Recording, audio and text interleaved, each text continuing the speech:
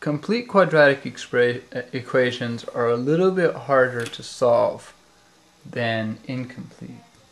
This is because you have another variable in here, and it's not a like term because it's not raised to the same power. Therefore, you cannot combine them. The way you solve this is by factoring it out into two different factors, and then you solve from there. But before we get to that step where I can show you that, I need to tell you something first. If you ever come across a complete quadratic equation, you want to solve it, you first needed to get it into the standard form up here, where everything is equal to 0. This one already starts out there, so we don't have to rearrange things and move things around. We're just going to start factoring it right away. And that's actually the hardest part, is factoring it. So the first thing you want to do is write out parentheses. You're going to have two factors, and it's sort of like a puzzle, because you're going to need to think kind of in terms of two different terms at the same time. So the first one's always the easiest. You know that these things, if they have two different numbers separated by a sign like a plus or a subtraction sign, you know the way these things FOIL out and multiply each other is this one first goes to the first term, and then it multiplies the second term, and then you start again from this second term in here to the first one, and then to the second. So you know there's going to be two a's in here, because this is an a squared. This is going to have to come over here and multiply against the other a to create the a squared. So that's the easiest one to figure out. The other one's a little bit harder, because you have another term in here separated by a sign. Let's just write in some signs. Now you have to figure out the second term in here.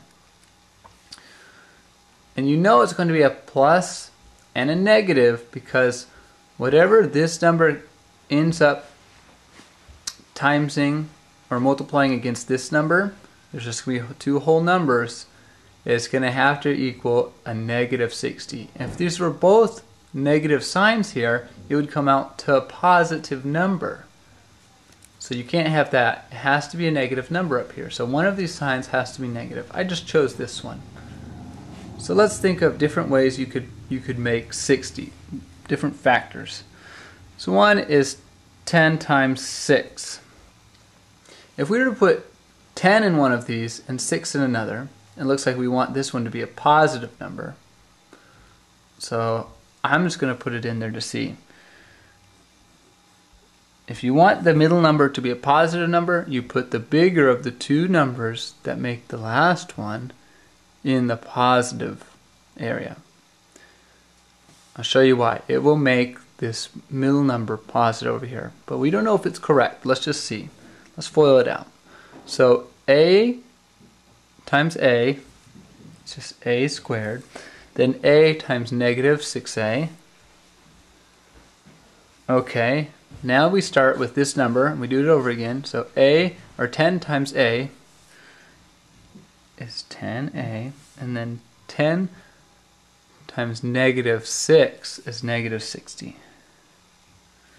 So we did happen to get both the first number, remember, first number, and the second number, but did these ones come out and work here?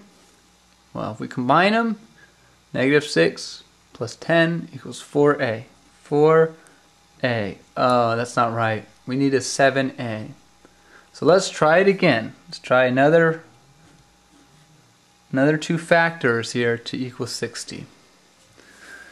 Well, we also know that 5 times 7, or 5 times 12 equals 60. Maybe that will work. So we'll write it back out to where we had it. So remember, we want a positive number in the middle, and the bigger of these two is 12. So let's put it in the positive area. So it comes out to be positive 5. So we know the first step becomes a squared, then it becomes negative 5a, Then we go 12 to,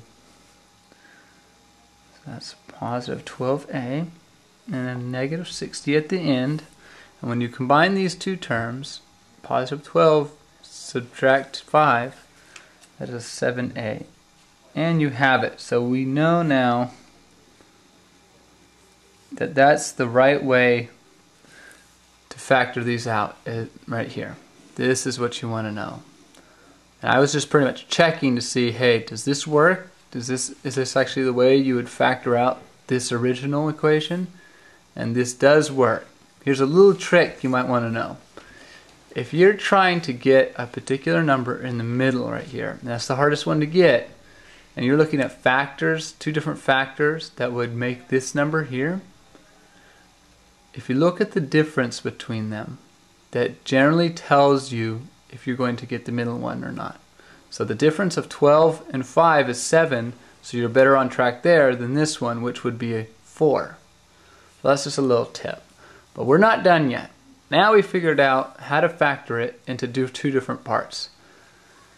And we have to write it back up here again with the equals 0 sign, of course. So I'm going to write it down here because it's a little bit cleaner.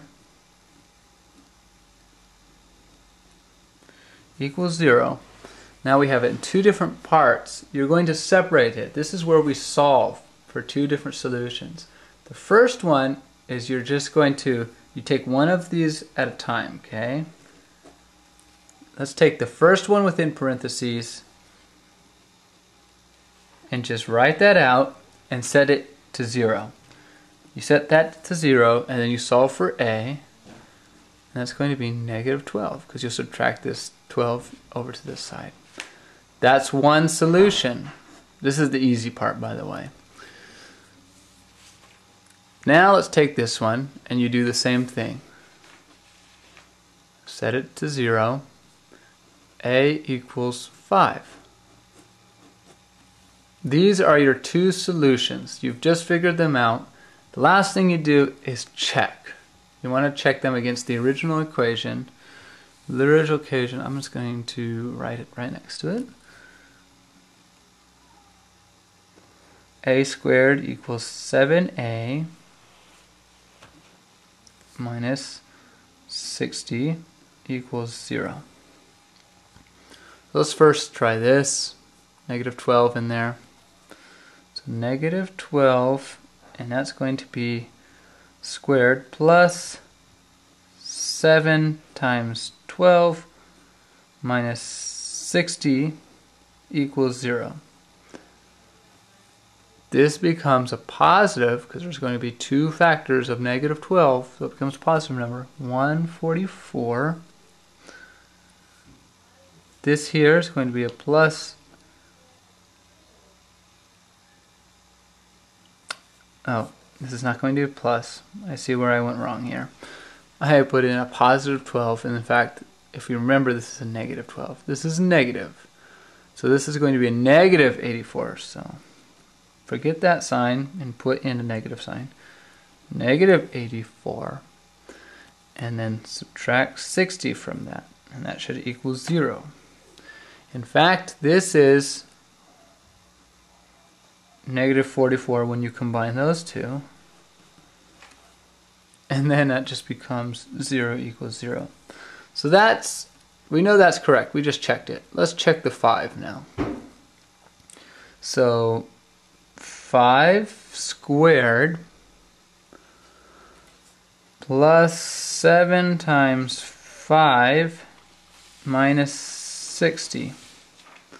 This is going to become 25 plus 35 minus 60 equals 0.